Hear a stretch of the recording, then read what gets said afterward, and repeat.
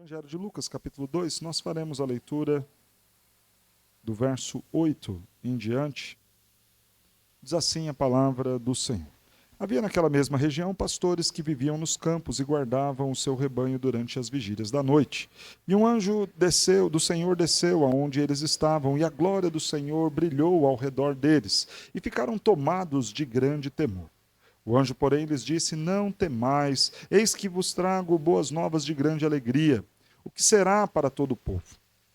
É que hoje vos nasceu na cidade de Davi o Salvador, que é Cristo o Senhor. Isto vos servirá de sinal.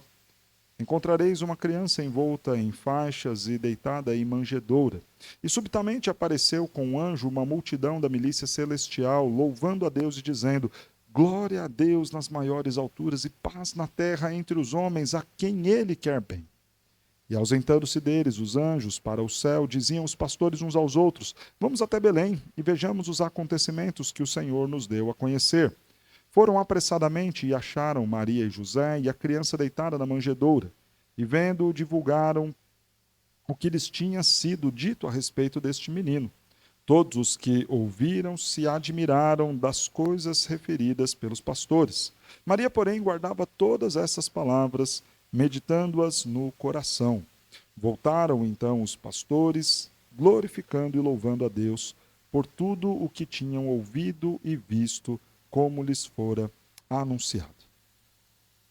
Irmãos, há alguns que defendem a fé cristã, creem em Cristo Jesus, professam o mesmo batismo que nós, creem na mesma escritura que nós, no entanto, são contra a celebração do Natal.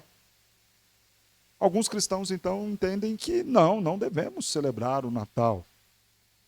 E eles trazem algumas justificativas das quais eu quero refutar neste momento, porque o tema da minha exposição nesta noite é justamente falar sobre a importância de celebrarmos o Natal. Então, alguns dirão o seguinte: não, a gente não pode comemorar o Natal porque a Bíblia não nos ordena fazer isso. E é verdade. A celebração do Natal não é um sacramento. Aliás, na Escritura só há dois sacramentos: o batismo e a ceia do Senhor. O que não significa dizer que outras tantas coisas não devamos nós fazer. É certo que não estamos diante de uma ordenança, daquelas que, se deixarmos de comemorar o Natal em um ano ou outro, estaremos pecando. Claro que não. Mas veja, nós temos na Escritura diversos preceitos e recomendações que precisam ser observadas para o nosso bem viver ao lado do Senhor. Celebrar o nascimento de Cristo Jesus não é fazê-lo como uma ordenança, mas fazê-lo como um meio pedagógico para o nosso crescimento, para a nossa edificação, para a nossa lembrança daquilo que o Senhor nos fez. Se alguém considerar o Natal como peso e pé de igualdade do mandamento da ceia do Senhor ou do batismo, esse está errado. E não é este o nosso objetivo. Veja, hoje é dia 17, nós não estamos celebrando o dia 25, não estamos fazendo questão de uma data precisa, porque nem mesmo sabemos o dia em que o Senhor Jesus nasceu. Mas por que celebramos então? Não fazemos como ordem sacramental, mas fazemos como preceito do Senhor para a nossa edificação, como meio pedagógico para crescermos e sermos edificados com este fato, que é um fato bíblico, tal qual fazemos com muitas outras menções da Escritura e relatos da Escritura. Alguns dirão também o seguinte: não, nós não devemos celebrar o Natal porque é uma festa pagã. Há um erro histórico em fazer esta afirmação. De fato, é verdade que nos meses de dezembro e janeiro, o mundo romano tinha diversas festividades e comemorações. A Saturnália, a festa das calendas, todas eram festas envolvidas neste período, que pega da segunda quinzena de dezembro até a primeira quinzena de janeiro. Sim, é verdade que neste período haviam trocas de presentes, neste período celebravam-se o Dominus Invictus, o Sol Invicto, que era a figura do imperador. É verdade que Saturno era uma figura adorada naquele tempo. Contudo, à medida que o Império Romano conheceu Cristo Jesus, e à medida que o mundo existente naquela época passou a ter Jesus como sendo o principal a ser adorado e a devoção sendo feita a ele, esses crentes decidiram então não mais comemorar os ritos pagãos. Não mais adorar a figura do imperador, como o Sol Invictus, nem tampouco adorar a figura de Saturno, mas adorar e bendizer ao Senhor pelo nascimento do seu Filho, nosso Senhor Jesus Cristo. Não estamos falando, então, de uma festa que foi apropriada pelos cristãos. Estamos falando de uma nova festa. O Natal não é, então, uma festa pagã, é uma nova festa que veio em contraposição a uma festa pagã romana que existia. A melhor forma de ilustrar isso, imaginemos que o nosso país, conhecido como sendo o país do carnaval, chegasse a um ponto em que o número de cristãos fosse tão grande, de crentes relevantes, tementes a Deus, que nós decidíssemos mais então não ter o carnaval no nosso calendário. Vamos abolir isso. Nós celebramos a Cristo. Imaginemos que no lugar do carnaval, ou para não celebrar o carnaval, em contraposição deste rito pagão, nós tomemos por decisão celebrar a nossa alegria em Cristo. Festejar aquilo que nós podemos ter no Senhor, a salvação, a vida, talvez um momento de gratidão. Então tiremos esses dias que anteriormente eram festejados e celebrados na carnalidade de um jeito pagão de curtir o dia e o tempo, para então passarmos agora a celebrar a vida que temos em Cristo. Não estamos falando de adotar os mesmos ritos ou as mesmas práticas, muito pelo contrário, fazer contraposição daquilo que antes era usado para ofender o nosso Deus. É simples considerarmos isso também quando pensamos na nossa própria condição como pessoas. Antes de conhecer a Cristo, os nossos lábios talvez o ofendessem.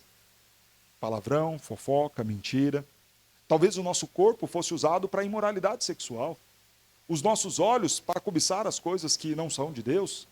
No entanto, a partir do momento que conhecemos a Cristo, não abandonamos o corpo, a boca, os olhos, pelo contrário.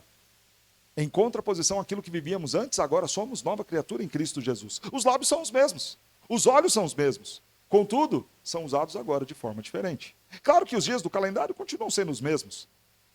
No entanto, nós não celebramos os dias do calendário, celebramos o Cristo que nasceu. Os lábios, então, que antes eram usados para maldizer, agora louvam a Deus. O corpo que talvez antes estava entregue à prostituição e à imoralidade sexual, porque não conhecíamos a Cristo, agora este corpo é apresentado ao Senhor em adoração a Ele. As datas que outrora eram usadas pelos pagãos para festejar os seus deuses, agora em contraposição, esses crentes decidiram, não mais a celebraremos, mas teremos uma nova festa.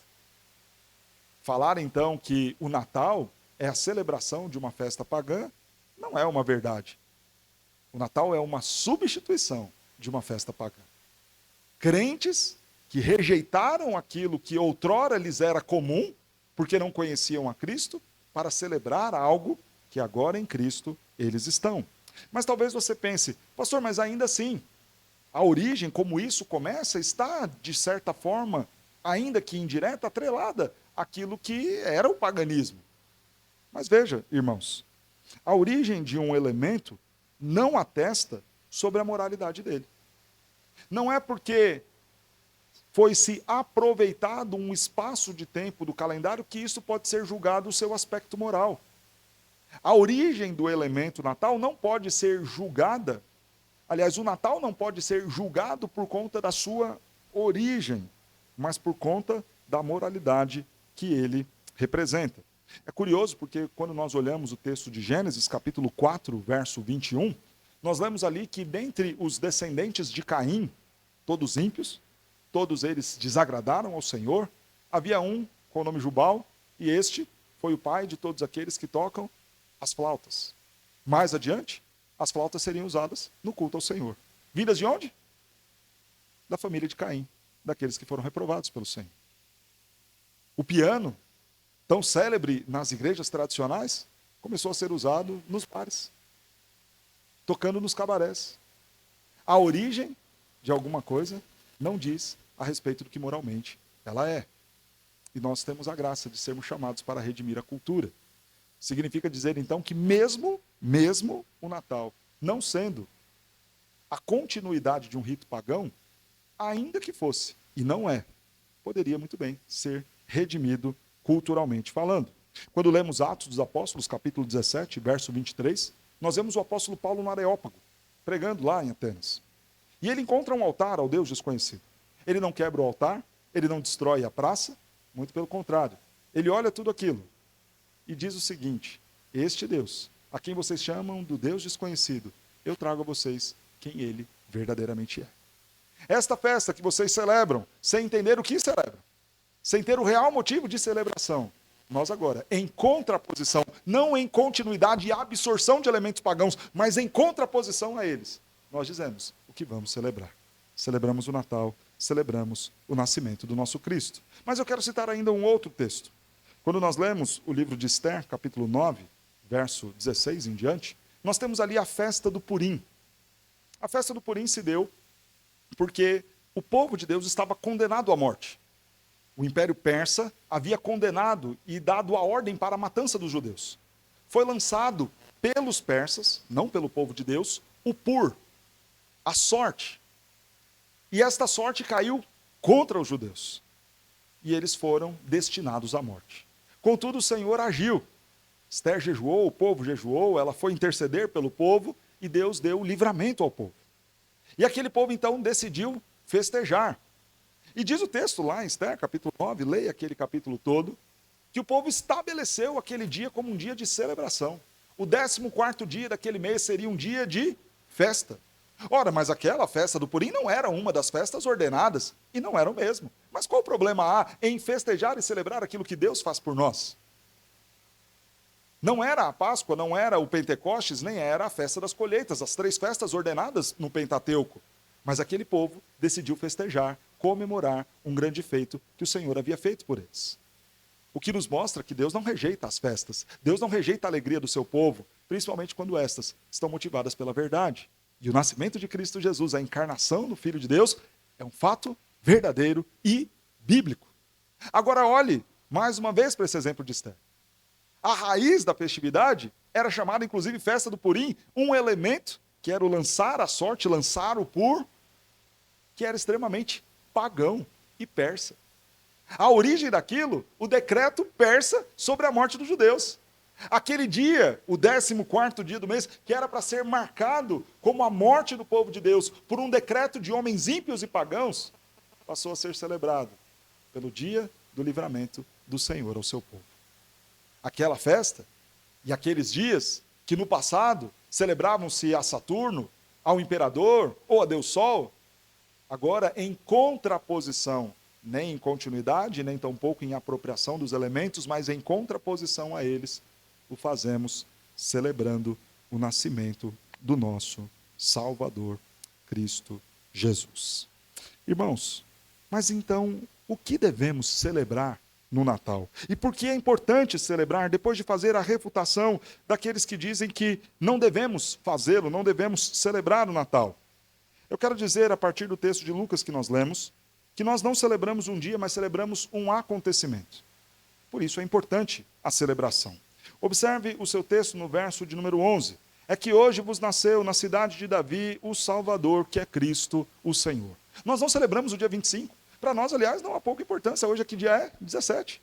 E ontem nós estávamos celebrando que dia era? 16. Não celebramos uma data. E se você tiver qualquer apego místico à data, então aí você pecou. Aí a crítica é extremamente justa. É curioso, irmãos, porque de todos os evangelhos, Lucas foi aquele que mais se dedicou a trazer detalhes sobre a vida de Jesus. Contudo, a respeito do nascimento de Jesus, Lucas não registrou, ele simplesmente diz, naqueles dias, chegou a hora de Maria dar à luz. Naqueles dias. Ah, pastor, mas talvez fosse muito difícil marcar com precisão os dias, não há tecnologia de hoje. Irmãos, quando nós lemos o livro do profeta Ageu fala no 24º dia do 2º mês do reinado de Ciro, etc, etc. Veio a palavra do Senhor ao profeta Ageu. 400 anos antes de Lucas, Ageu já conseguia marcar a data com precisão dos dias em que estava vivendo. Claro que Lucas teria condições de marcar o dia e precisar o dia da data do nascimento de Jesus. Contudo, ele não fez porque isso não era importante. E mais uma vez, para nós não é importante a data do nascimento do Senhor. Porque nós não estamos celebrando uma data. Não estamos celebrando um tempo no calendário, estamos celebrando o nascimento do nosso Salvador, estamos celebrando um acontecimento. E que acontecimento é este? Nasceu na cidade de Davi. Primeira característica deste acontecimento que celebramos: celebramos o cumprimento da promessa de Deus.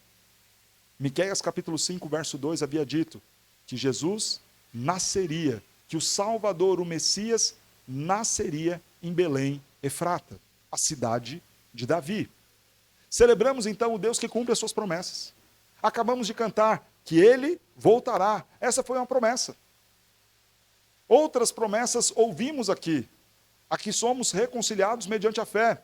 A promessa de que nada poderá nos separar do amor de Deus que está em Cristo Jesus. A promessa de que se formos fiéis até a morte, receberemos a coroa da vida eterna. A promessa de que aqueles a quem o Pai me deu, esses jamais serão arrebatados das minhas mãos. Todas essas são promessas da Sagrada Escritura que nós podemos crer que plenamente serão cumpridas por uma razão: o nosso Deus é um cumpridor de promessas.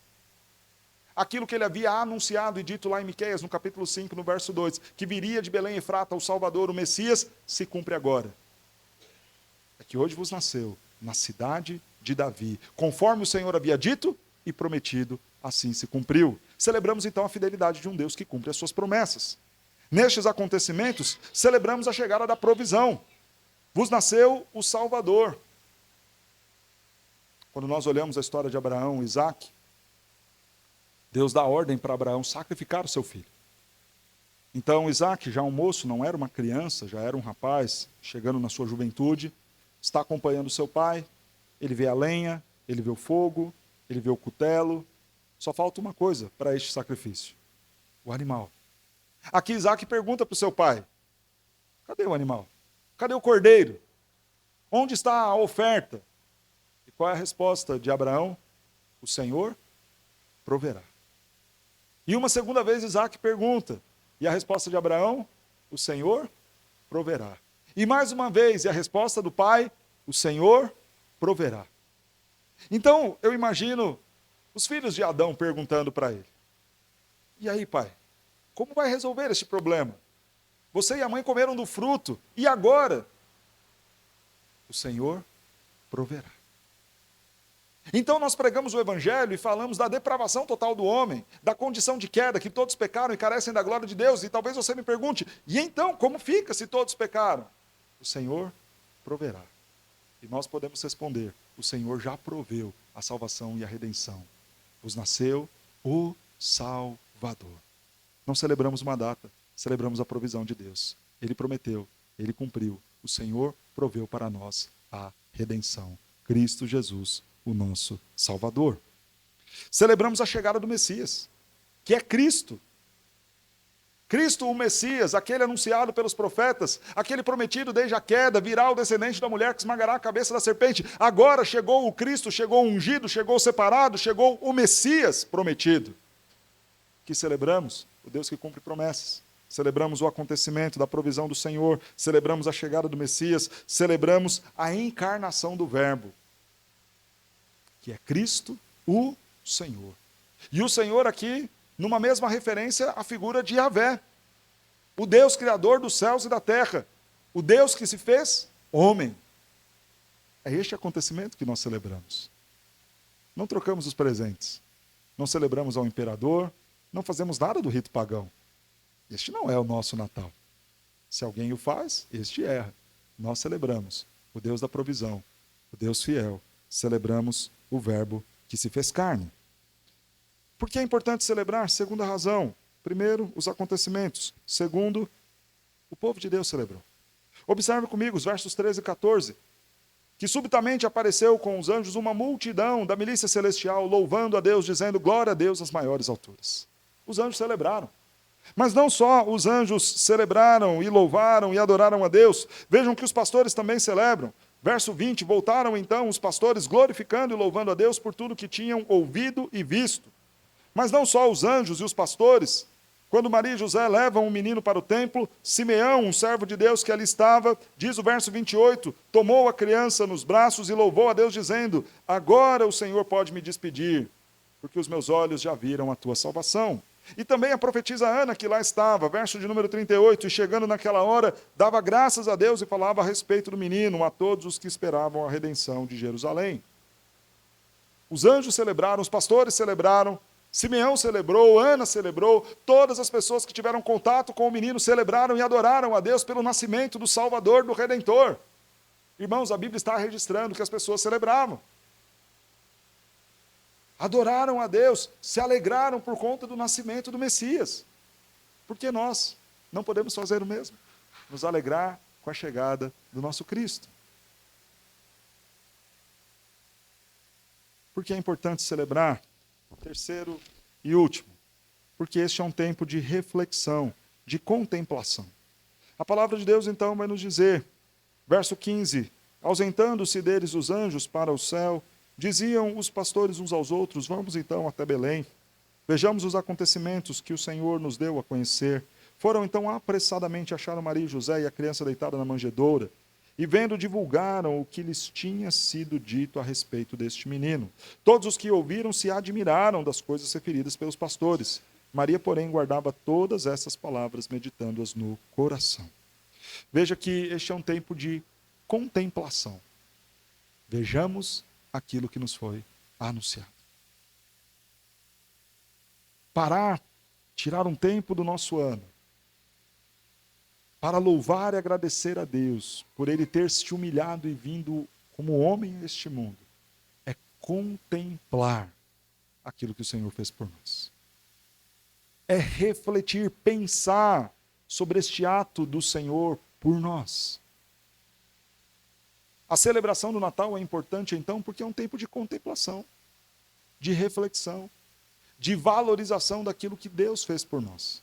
E talvez então você me diga, pastor, mas o Natal é todo dia. E é bem verdade. Eu amo a minha esposa todos os dias. Mas o dia 8 de dezembro é um dia especial. É o dia que eu me lembro dos votos que eu fiz com ela, diante de Deus. O dia do nosso aniversário de casamento. Claro que o meu amor por ela tem que ser todos os dias. Claro que o tratá-la bem deve ser todos os dias. Claro que o valorizar a nossa relação deve ser diário. Vivido por todos os dias, enquanto o Senhor nos conceder vida. Contudo, eu não ignoro o fato de que um dia em especial, eu me comprometi com ela diante de Deus.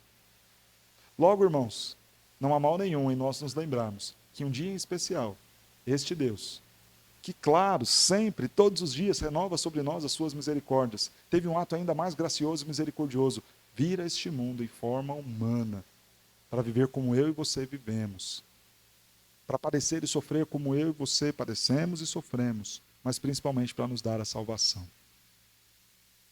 Reservar um tempo para isso é oportuno.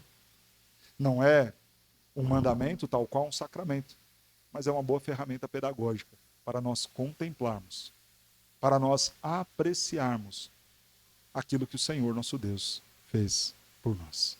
Por que é importante celebrar o Natal? Primeiro, porque nós não celebramos um dia, celebramos um acontecimento. Por que é importante celebrar o Natal? Porque o povo de Deus celebrou, os anjos celebraram, os servos de Deus que tiveram contato com o menino nascido, celebraram. Por que celebrar o Natal? Porque é tempo oportuno para contemplar, refletir. Os pastores foram ver o que havia acontecido. Maria pensava em tudo aquilo que estava sendo dito a ela.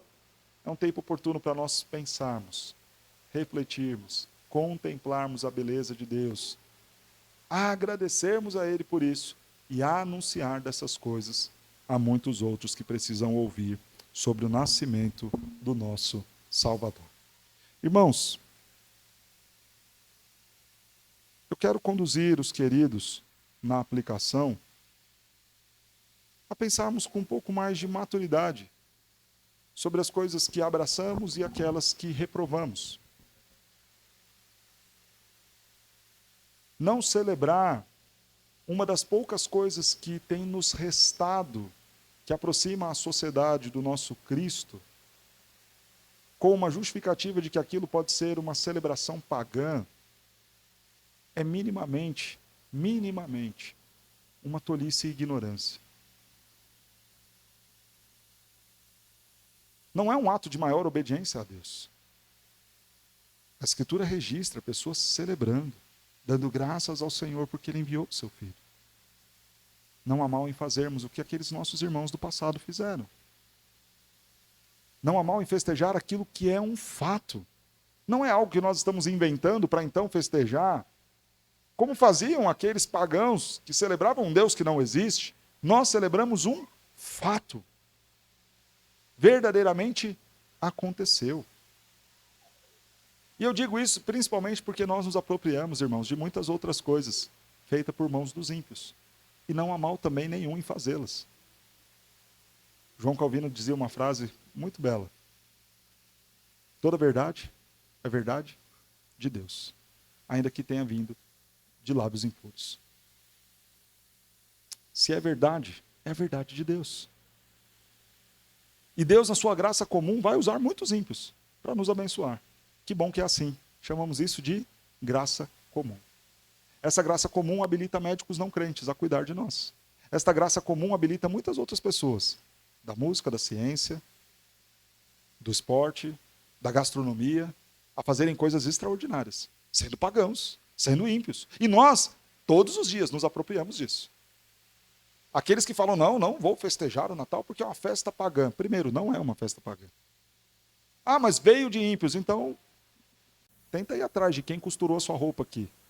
Se for ímpio, talvez seja bom você, seguindo de forma coerente a mesma argumentação, ir ao banheiro e despir-se. Aplique o mesmo ao remédio que você vai tomar no dia que tiver dor de cabeça. Se tiver sido produzido por um ímpio, talvez seja importante não tomá-lo. E lembre-se daquilo que nós falamos.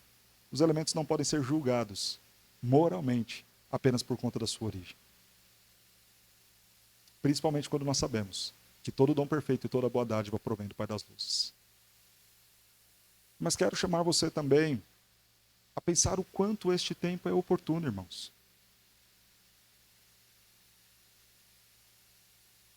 Nos Estados Unidos tem sido proibido dizer o Merry Christmas, falar de Cristo, porque isso talvez seja ofensivo. E nós ainda temos a possibilidade de falar do Natal, o nascimento do Senhor Jesus, o nosso Salvador. Cada vez mais as portas são fechadas e as oportunidades nos são tiradas de falar de Cristo Jesus. E nós, que somos detentores desta dádiva, estamos considerando abrir mão desta celebração, com uma argumentação que nada confere com a realidade, nem tampouco abraça aquilo que a Escritura nos revela.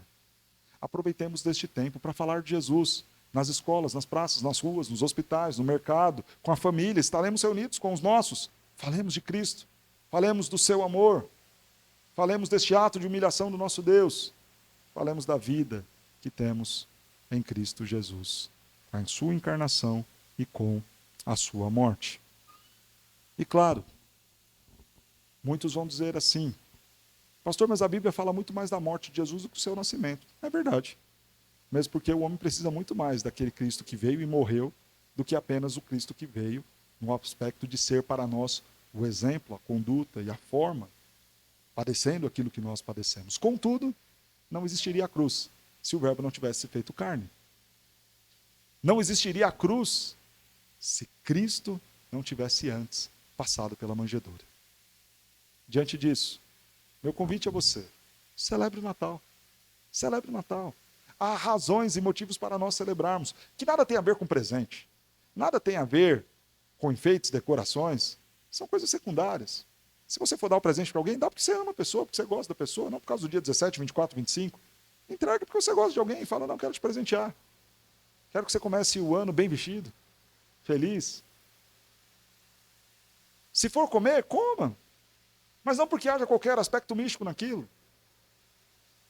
Mas reserve esse tempo oportuno para lembrar daquilo que Cristo fez por você, que não é pouca coisa. O Natal só faz sentido, só é real, para aqueles que, antes de falar do nascimento de Cristo numa manjedoura, consideram o nascimento de Cristo no seu coração. E eu encerro perguntando a você isso. Já se fez Natal no seu coração? Cristo já nasceu no seu coração? Cristo já se faz presente na sua vida? Porque também não adianta nada você decorar a casa, você trocar presentes, sem que Cristo tenha antes ocupado lugar no seu coração. Não adianta você ter um menino Jesus num presépio, em forma de imagem, se ele não for real, vivo e verdadeiro no seu coração. Não adianta nada você ter uma árvore enfeitada e uma vida arrebentada. Não adianta nada você ter a casa cheia de pessoas e o coração vazio de Deus. Cristo já nasceu no seu coração. Se isso não é verdade, então não há o que celebrar. Mas se isso é verdadeiro, saiba que este nascimento de Cristo no seu coração só é real porque lá atrás, este Deus quis vir na forma de um pequeno menino que nasceu, foi para uma manjedoura, cresceu, cumpriu perfeitamente a lei de Deus e na cruz pagou o preço pelo meu e pelo seu pecado.